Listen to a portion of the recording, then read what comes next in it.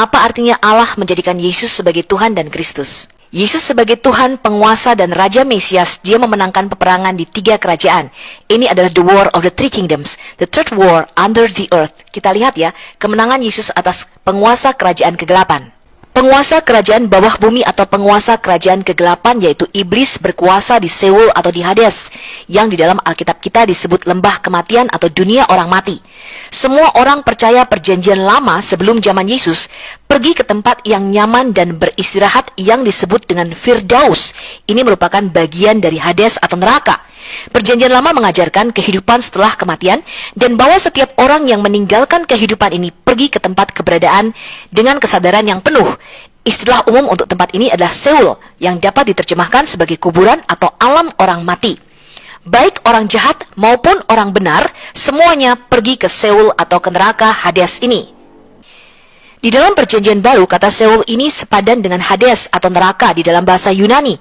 Dalam cerita mengenai Lazarus dan orang kaya, dalam Lukas 16 ayat 19 sampai dengan 31, menunjukkan bahwa sebelum kebangkitan Kristus, Hades dibagi menjadi 2 alam. Tempat kenyamanan di mana Lazarus berada, yaitu pangkuan Abraham, dan tempat siksaan di mana orang kaya itu berada. Tempat kenyamanan Lazarus itu disebut juga dengan Firdaus dalam Lukas 23 ayat 43.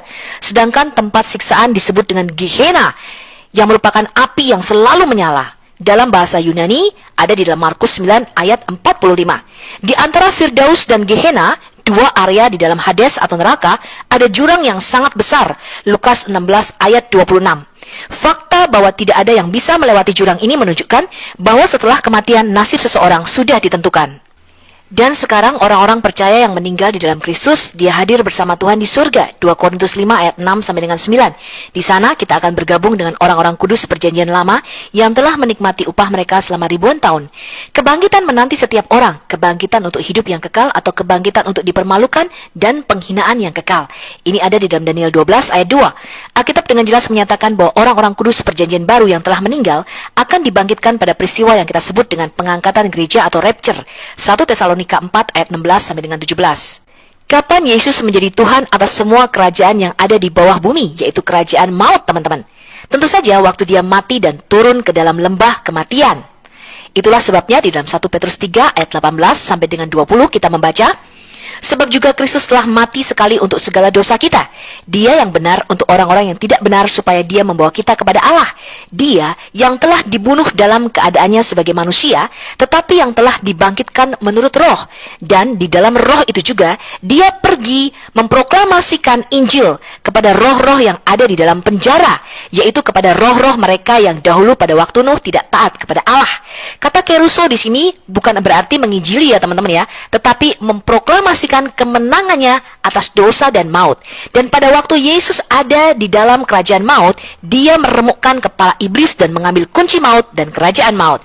Jadi otoritas ketuhanan atas semua kerajaan neraka sekarang dipegang oleh Yesus. Dalam Mazmur 24 ayat 7 sampai 10 kita membaca bagaimana Raja Mesias masuk melalui pintu gerbang neraka. Dikatakan, angkatlah kepalamu hai pintu-pintu gerbang, dan terangkatlah kamu hai pintu-pintu yang berabad-abad, supaya masuk Raja Kemuliaan. Siapakah itu Raja Kemuliaan? Yahweh, jaya dan perkasa. Yahweh perkasa dalam peperangan.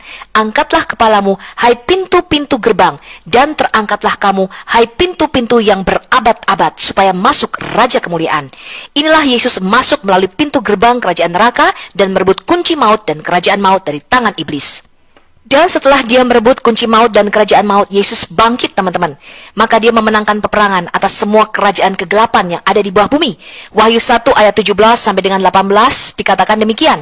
Ketika aku melihat Yesus, tersungkurlah aku di depan kakinya sama seperti orang yang mati. Tetapi dia meletakkan tangan kanannya di atasku lalu berkata, jangan takut, aku adalah yang awal dan yang akhir dan yang hidup.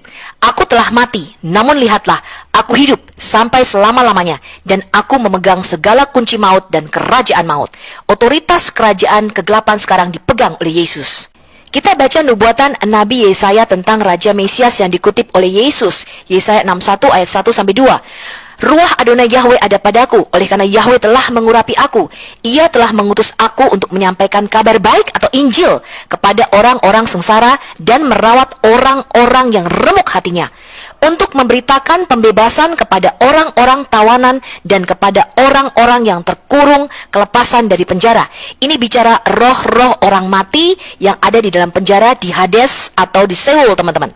Untuk memberitakan tahun rahmat Tuhan dan hari pembalasan Allah kita untuk menghibur semua orang yang berkabung. Dan nubuatan Nabi Yesaya tadi dikutip oleh Yesus dalam Matius 4 ayat 16 sampai dengan 21 ketika dia masuk ke rumah ibadat pada hari Sabat dan membaca gulungan kitab Yesaya. Tuhan Yesus berkata, "Roh Tuhan ada padaku oleh sebab dia telah mengurapi aku. Dia adalah Raja Mesias yang dijanjikan untuk menyampaikan kabar baik kepada orang-orang miskin, dan dia telah mengutus aku untuk memberitakan pembebasan kepada orang-orang tawanan." Ini bicara roh-roh orang mati yang ada di Hades, dan penglihatan bagi orang-orang buta, untuk membebaskan orang-orang yang tertindas, untuk memberitakan tahun rahmat Tuhan telah datang. Setelah itu Yesus mengatakan demikian, "Pada hari ini genaplah nas ini sewaktu kamu mendengarnya." Itulah sebabnya dikatakan di dalam Alkitab kita, tatkala dia naik ke tempat tinggi, ke surga, dia membawa tawanan-tawanan roh yang ada di dalam Firdaus. Dia memberikan pemberian-pemberian kepada manusia. Dikatakan, bukankah ia telah naik? Berarti bahwa Yesus juga telah turun ke bagian bumi yang paling bawah. Dia yang telah turun, dia juga yang telah naik jauh lebih tinggi daripada semua langit untuk memenuhkan segala sesuatu.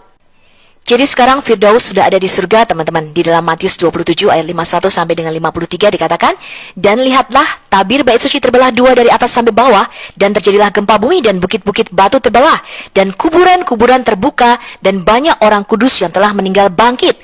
Dan sesudah kebangkitan Yesus, mereka pun keluar dari kubur, lalu masuk ke kota kudus dan menampakkan diri kepada banyak orang." Inilah kemenangan Yesus atas penguasa kerajaan kegelapan.